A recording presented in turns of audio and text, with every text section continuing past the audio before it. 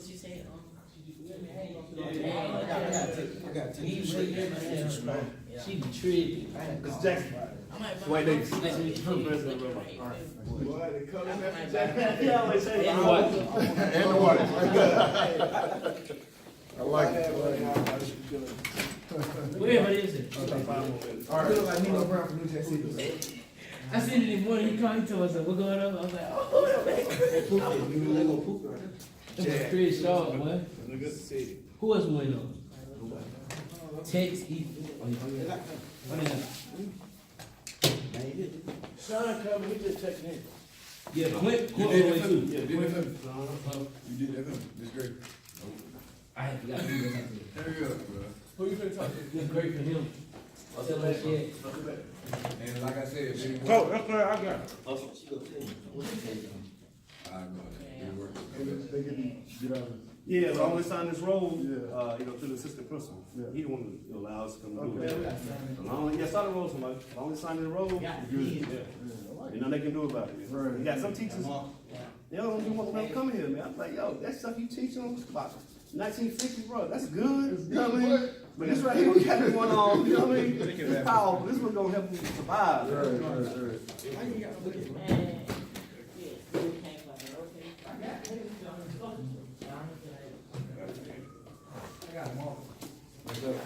Hey, you talking about that, you talking about the other boy about sitting outside, man? The ones that did go. Ain't no talking to me. Ain't no talking to me. Y'all don't talk to me, man. They can talk to y'all. The wife is president. Y'all didn't go. It was funny. It was funny.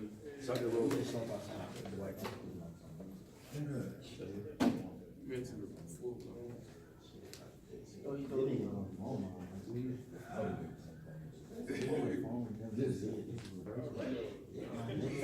drum was on like 2 moves outside.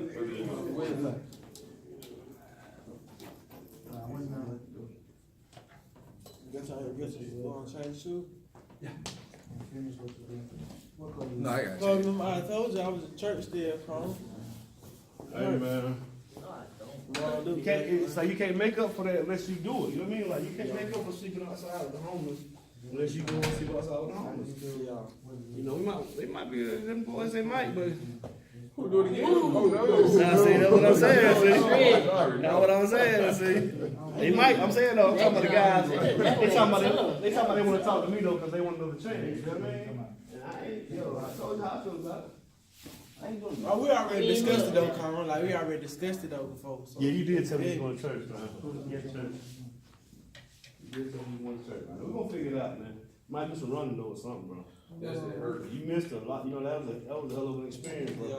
And Right? He said, "Go track for one day." a bomb popped out on I us. promise you. And went over sleep, and he and that guy smiled. Who was sleeping? And Conan sleep. A real bone? Yes, actual bone. I'm saying like, this is the day. I was like, I think I was playing. Taylor said, oh, well, Like a box of cardboard. Look at that bitch looking for cars, boy. Yeah, chased by bones and everything. That jump was not funny.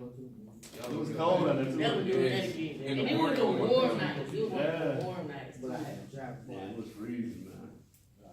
You know, all the time, you ain't go below Now 55. y'all see what it feel like, you don't make the right decisions, where we can be, you know what I mean? That's why, that was the main reason for it, man, I want y'all to understand it. I'm gonna call him. He got big on Renata since he don't put it tomorrow. Yeah, lights always on. Yeah, I don't come on. Right, check it out. Now you gotta buy you some soap. Some clothes. You don't want that life. You don't want that life. Bad time. Yeah. They should put y'all numbers on there too, man. That's how you do lose. That's a struggle for when he get caught. I mean, Jay, you probably work more hours than him. You work more I hours. did, but it's still only one day. I heard that on the Because I did work more hours than She said, no, I got the presentation right there. She said, if y'all did it, turn it in on Google Classroom, that way y'all can get points, because the presentation thing today. Oh, this recorded? So she Yeah, said, if you I just guys turned it did on. turn it in on Google Classroom, so that way y'all can get some points. I'm doing some practice, so I'm gonna do talking. I want to watch the video myself and see what I'm needing. Christine. Sir. You can record they used to lie to you. What's up, bro? I'm number 6, bro. Yeah. What? EJ here too. Idris here too. Also happened to my bed. I know, bro. I still get to go and go see about the work, man. Oh boy, I hopped in the shop, so I walked in the door. I left my clothes outside. I left him right where he was. He went in the other room, in my other room. I said, all right. Bro, I was in the shower for like an hour, boy. But that water felt so good, boy. It felt dirty sleeping on that ground, man. That junk felt amazing, boy. I was not. I ain't wake up till like 7. I couldn't even go to sleep. Where you at? Killed hopping up. Someone was like, go lay down, bro. After I got Yeah, the he phone in my wasn't face, it was over with. He wouldn't sleep at all. He was like, I ain't gonna sleep at all, I man. caught that phone. I don't know what it is, but it popped up. He said, "What wrong with you?" So I'm baby, man. You always dirty, man. Mom said, well, you got a bum bum. But no, my dad was like, Whoop off it. We get 5 minutes, we get started, man. All right. What time was this, what time was the berry again? We leave at 12:05? 12:05. You got plenty of time. Oh, yeah. You take your time, whatever you want. What's up? I sent you. Look at that. Got that too. Sent you the picture. oh yeah, no, I know. Right. How did you have everything on that? They never keep you.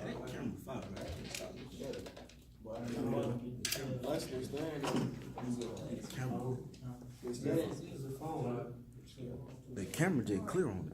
The one I see, it's a higher down there. What kind of Samsung this is? That's the, Note 8. You know about that. You see the camera in it? Like, you can shoot a whole movie with that. Well, That camera, it's not clear. that's the phone, man. I'll tell them about our radio show. I'll tell them about our radio show.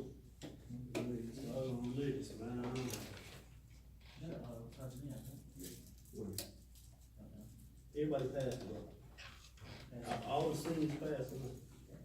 Everybody gonna graduate. Well, I'm graduating now. Just right now. Yeah. At this stage.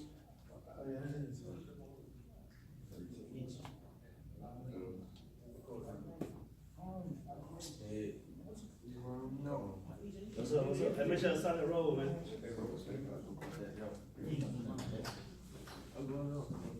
15. Sorry, you see something? Turn this on. Yeah, 44. They shot me in. Kelly.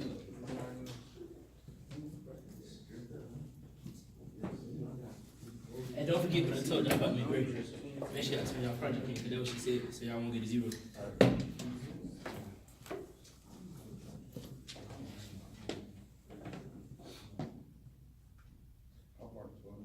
So while y'all sign that roll, man, we can ready to get started, man. This is Mr. Jackson, Drew Jackson. All of it. I got it.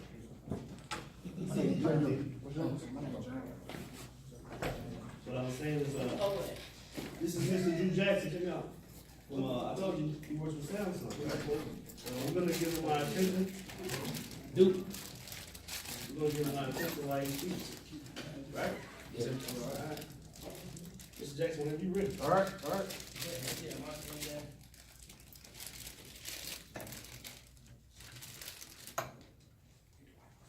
All right, so first things first, this is my first time doing this, but I'm excited because I've learned a lot.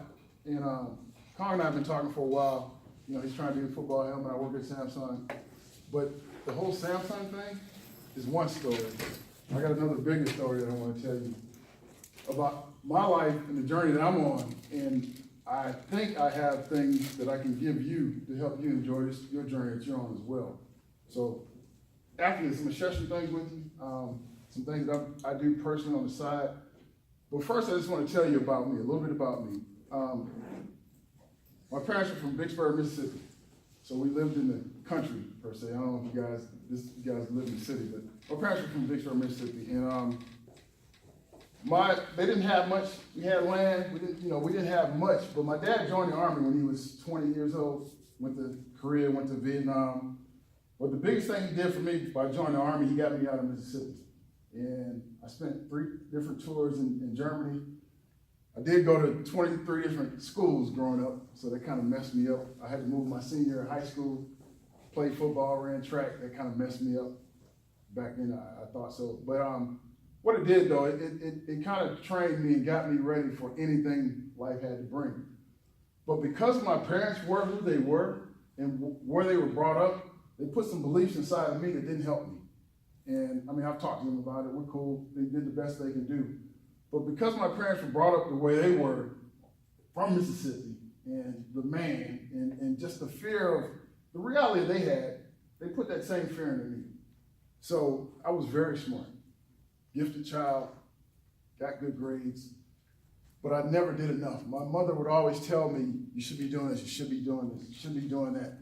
She kept me away from things. I didn't party, didn't get to party. I went to my senior prom, I went to one homecoming dance, all through school. Because my mom was like, you're not going out there, you don't need friends, you need to stay here, you need to study, you need to be careful, and she just kept me away from everything. So I didn't realize what that did to me, but when it was time for me to go to college, I didn't even really work on going to college. Like I said, I played ball, I ran track, I didn't get a scholarship. I had some junior college offers, but I didn't want to go to junior college. I just happened to go. My dad worked at LSU. He was a sergeant major at LSU.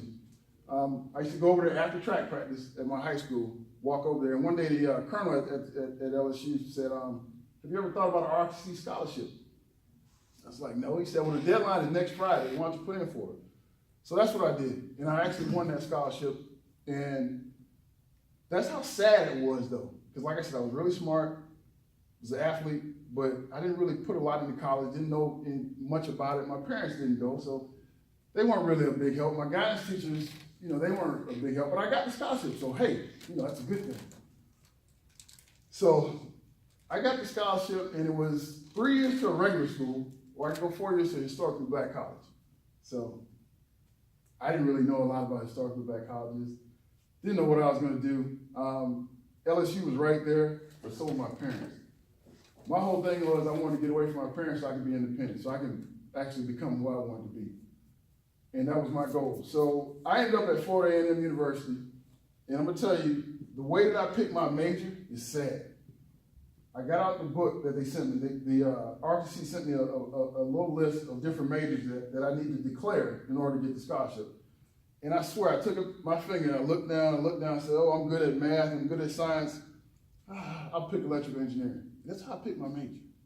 And when you think about that, this is college. This is what's supposed to train me to be everything I always wanted to be, train me to be successful. And I just took my little finger and pushed something that said electrical engineering. So I went off to FAM, took some engineering courses. Well, my first 2 years, I took the basic courses, but I took physics. And I actually loved physics, got A's in both semesters. And then after those 2 years, I started taking my electrical engineering courses. Didn't like it. Hell, I didn't know anything about it. Just taking a risk here, and I didn't like it. I hated it. So my senior year, so I'm gonna tell you right now, it took me 6 years to graduate college. But I still graduated with honors. But my senior year, I said, you know what, I can't do this. I'm gonna follow something I love. I'm gonna go and change my major to physics, and I did. And then I just thrived for the next 2 years, got all A's, got real high GPA, and I finished, and I graduated. And then I had another decision come upon me. Because I was an Army ROTC scholarship graduate, I had to give the Army 8 years of my life, which is fine. They gave me a scholarship, they paid for school. I didn't have a problem with that. But because I had moved into this physics arena and I found something I loved, I had actually won a fellowship to go continue doing physics at the University of Florida and get my doctorate. So there's a thing when you're in Army ROTC that those 8 years, you got a choice. You can either do them as a reserve person, which means that you go a weekend every month, every year, and then for 2 weeks out of the summer you go, and I could do that for 8 years. Or you can do 4 years active duty where I'm actually in the Army, that's all I do. And then get out of the Army and do 4 years on a list called a reserve list, where they can call me up if they want to, but I'm still free to do whatever I want. Or I can do all 8 years active duty.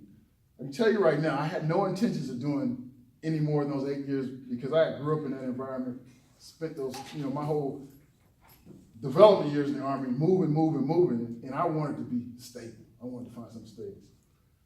So I got this fellowship to get my doctorate, and the Army came back and said, you have to go active duty. Sorry. You got to go spend those 4 years in the Army. And I was like, damn, I really wanted that 8 years. That way I could go to school and I could follow my passions and do what I want to do. So I wrote my congressman to try to get out of it. That didn't work. And what happened when I wrote my congressman, they told me, okay, if you go to school, we'll let you go to school, but for every year you're in school, you're going to owe us 2 more years of active duty. So if you add all that up, I already owe them 8 years. If I go to school for 4 years, I'm going to owe them another 8. That's 16 years I got to do in the Army with a doctorate in physics. And I was like, no, I can't do that. So I went ahead and didn't do this fellowship, didn't go to school, and I went in the Army. And I mean, I thrived in the Army. It was great. I was a field artillery officer. You guys talked about sleeping outside. We slept outside a lot. I was in a rapid deployment unit, which meant that at any time I was on 2-hour recall, we'd have to go anywhere. And this was back in the Gulf, right before the Gulf War, right after the first Gulf War. So we were always on 2-hour recall and always practicing war. I mean, really practicing war. And when we were practicing war, I loved it.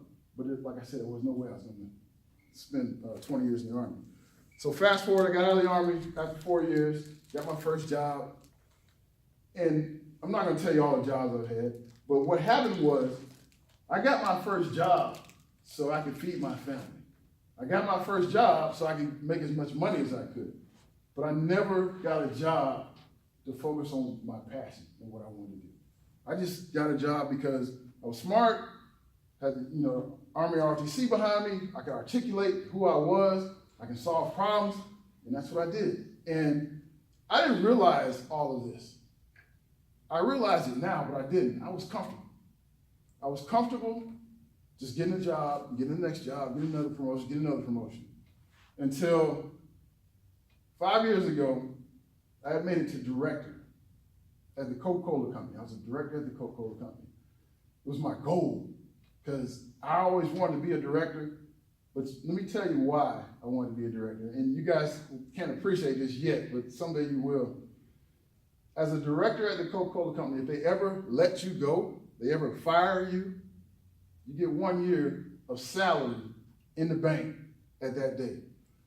So it's like a blanket. It's like in case something goes wrong, I've got that 1 year salary. I go get another job. I still got this money in the bank.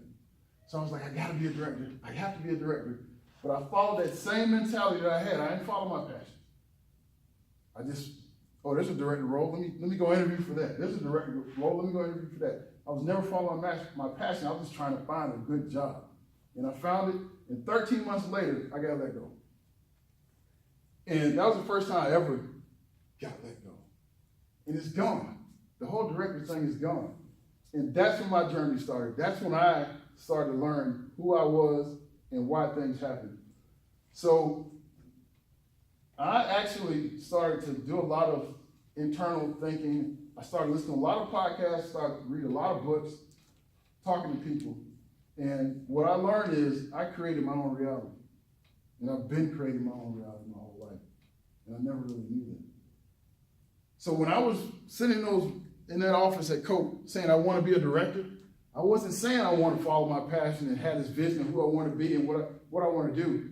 I was saying I want to make sure I have a 1 year severance package. I want to make sure I get a full year salary if I ever get fired. That's what I was creating, and that's what happened. I got fired and I got that 1 year. So I got exactly what I wanted. I never really knew that.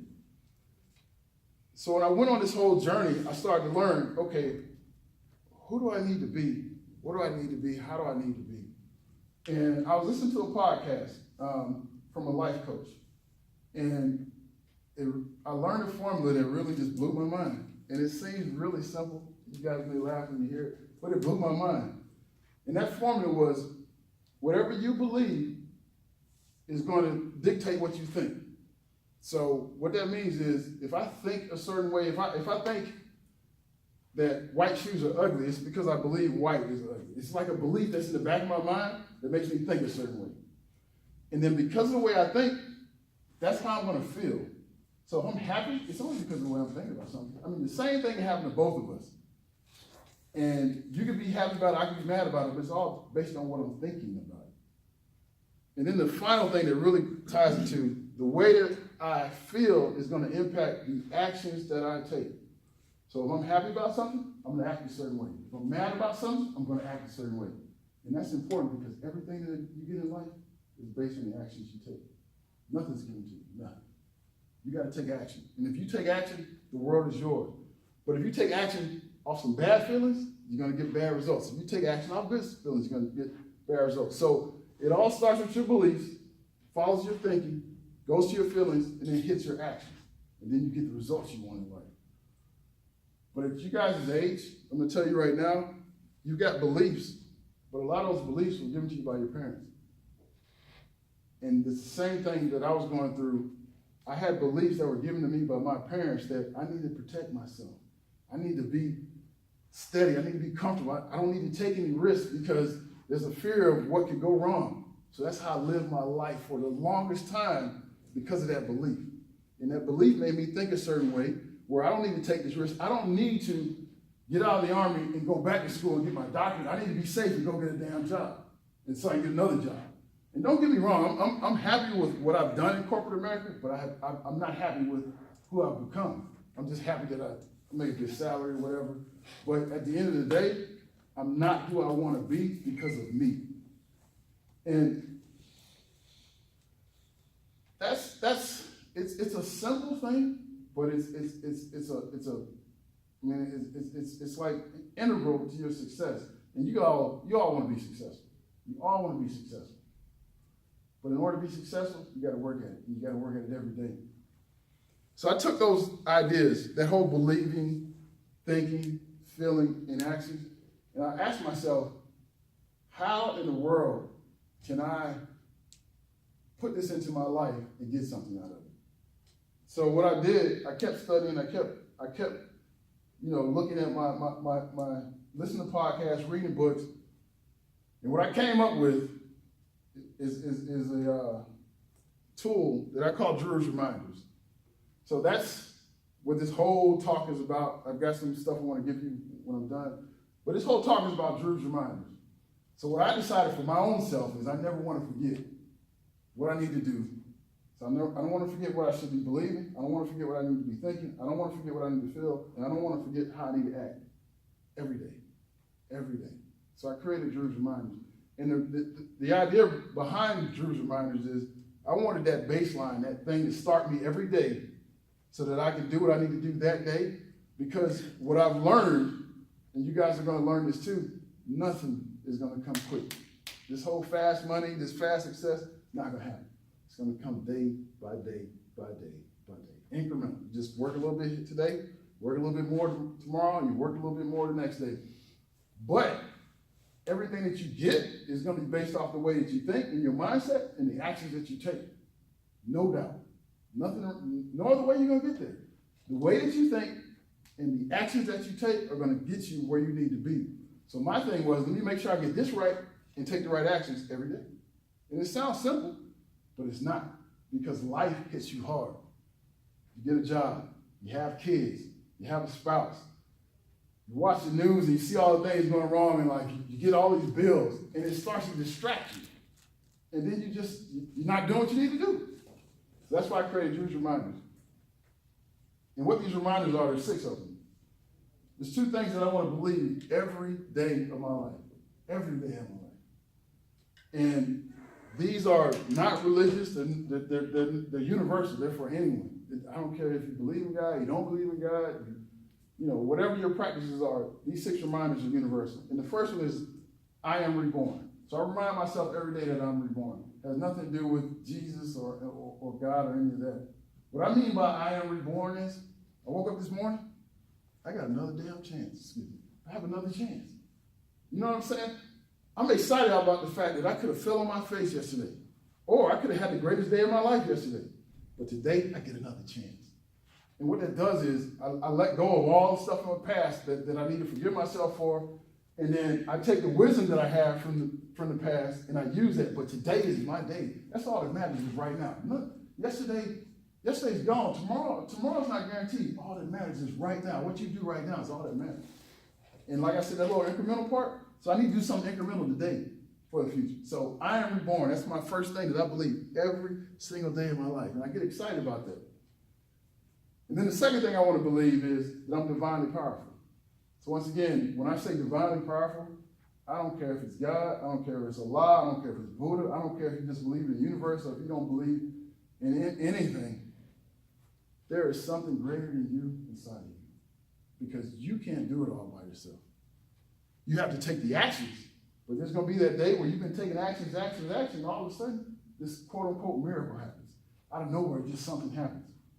And that's that divine power that we all have, that it just makes things happen. And the way that you get to that divine power, the way that you connect to it, is through faith. So you have faith in yourself, you have faith in mankind, you have faith in others, and you'll get to access divine power. Those miracles, quote unquote, will happen to you because of your faith.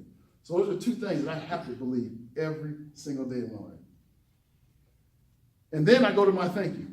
So there's one thing when we have like 50,000, 50 million thoughts a day, but I pick one thing that I want to think every day. And that thing is, I want to think abundance. So you guys know what abundance is, right? You know what abundance is? Yeah. So it's just, there's enough for everybody. There's just so much. I mean, if I had an abundant amount of money right now, this whole room would be filled with dollar bills, $20 bills, $100 bills, whatever. But then there's scarcity. So there's not enough. There's people that are poor, that don't have anything. There's just a lack. All over this world you can go see that. But also all over this world you can see the abundance. So there's scarcity on one scale, and there's abundance on the other scale. And I got a choice. I can look at this scarcity, or I can look at this abundance. You remember, I create my own reality. So why would I ever think about scarcity? Because I'm going to create that. I'm going to think abundance. I'm going to say no matter what I'm facing, no matter what I need to do today, no matter what opportunities need to hit me today, I'm going to think that there's an abundant way to get that, to make it happen. There's just abundance. So what it does, it fuels me. It fuels me to say, you know what, I'm going to figure this out. Because there's an abundance of ways to make anything happen. I just got to figure it out. That's the work that I have to do. So that's what I have to think. And then when I move from thinking, there's one thing I need to believe, there's one thing I need to feel, or one way I need to feel every day. And this one is near and dear to me. This one really, this one changed my life. But that one thing is to be grateful. And I know that's a staple in all religions, and I know people talk about, saying thank you for this and thank you for that. But this isn't about saying thank you to someone outside of you. This is about you looking inside. Looking at all the things that you have and being grateful for it and appreciating it. And not only what you have, but also what you're going to have. But when you practice gratitude, when you say, you know what, I'm grateful for my legs. I'm going to football practice today. I'm grateful that I can actually play football.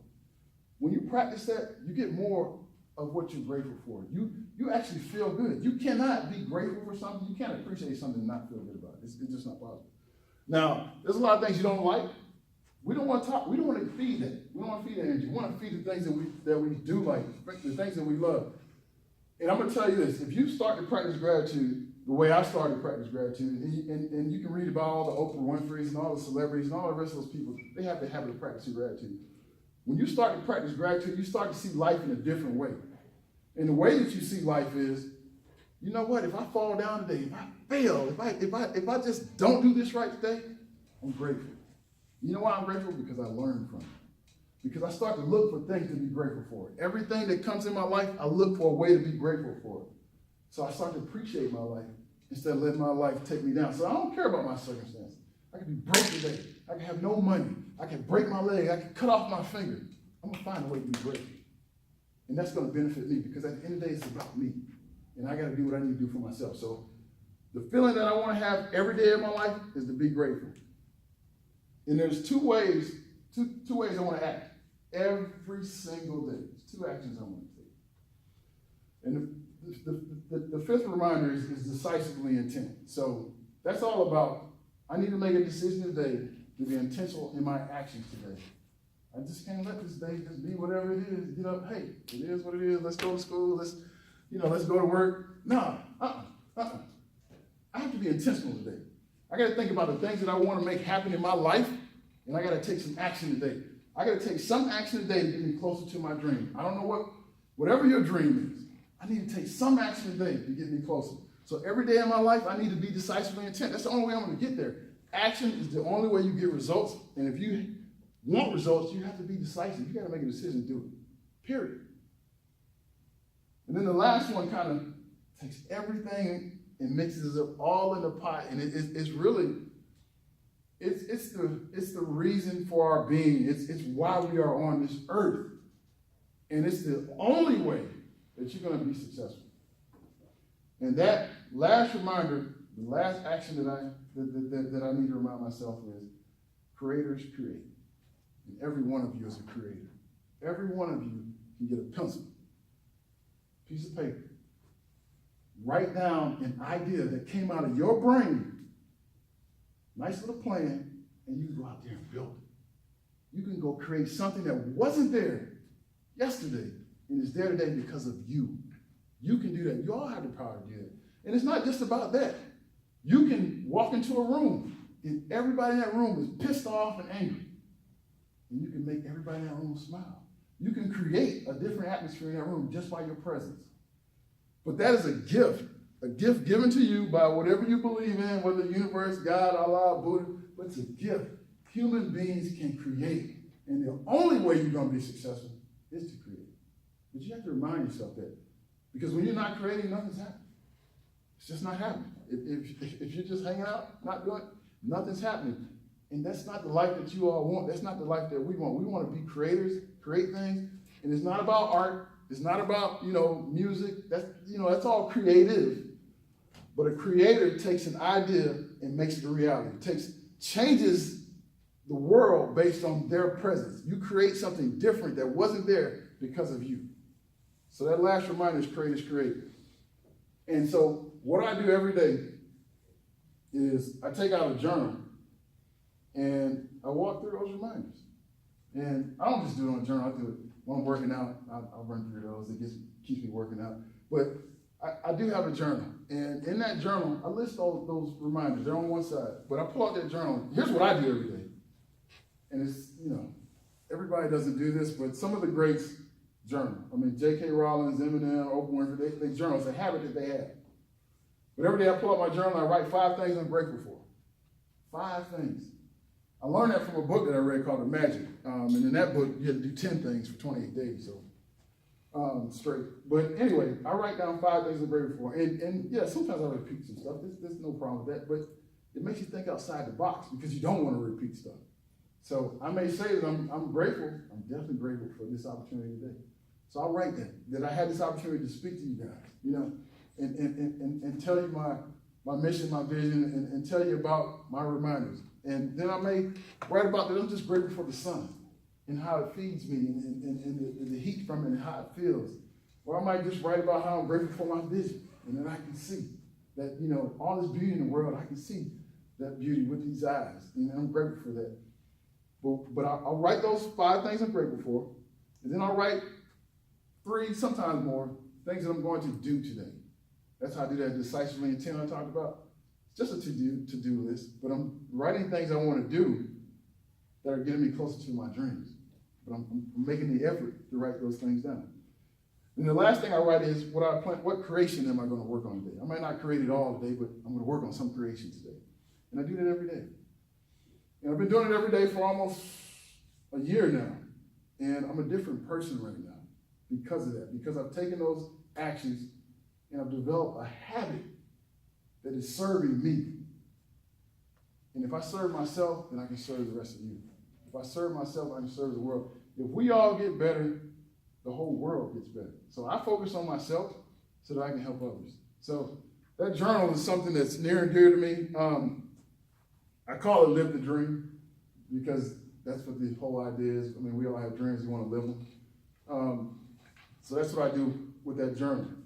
And what it has done for me, and I'm gonna tie back to the whole passion and everything. What it's done for me is given me confidence. Confidence that I lacked before for no reason at all. I have a degree in physics. I mean, I've been an officer in the Army, smart, I'm in great shape. There's no reason why I should not have confidence in myself. There's no reason why I shouldn't be taking risks. There's no reason why I shouldn't be trying to go for it all. But because of the beliefs that I had in the back of my mind, because of the beliefs of fear and not making the wrong move, I never did that. I never did it, but I'm doing it now. Being right here today is one of those actions you take to get me there. I personally want to, at some point in my life, be on the stage with 10,000 people on the stage, talking about these reminders, helping people out. That's what I want to do. So yeah, I work at Samsung right now, and in my job at Samsung, I'm in business development. I help sell different business opportunities to AT&T, which is our account team. But, and I know this is on video, but that's just temporary.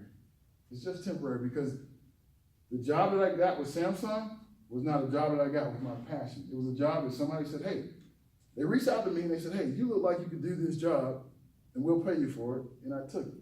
So I'm grateful for that, but I got a bigger vision. I have a bigger vision. I want to live my life. I want to do what I want to do. I want to be my own boss. And what I see in the rest of my life, what I want to do is connect with others.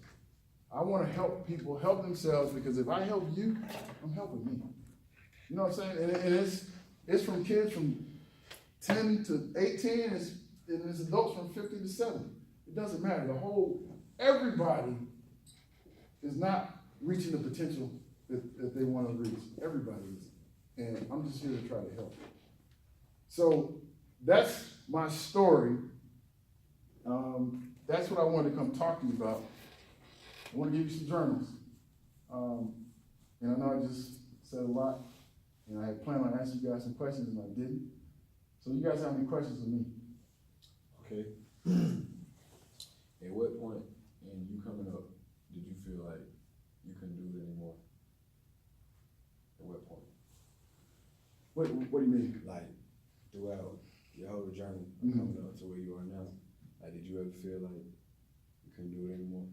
I wouldn't say I ever felt like I couldn't do it anymore. I never felt the passion to try to do more, if that makes sense. So the things that were brought to me, I always felt like I could do, but I never took that step to bring things to me.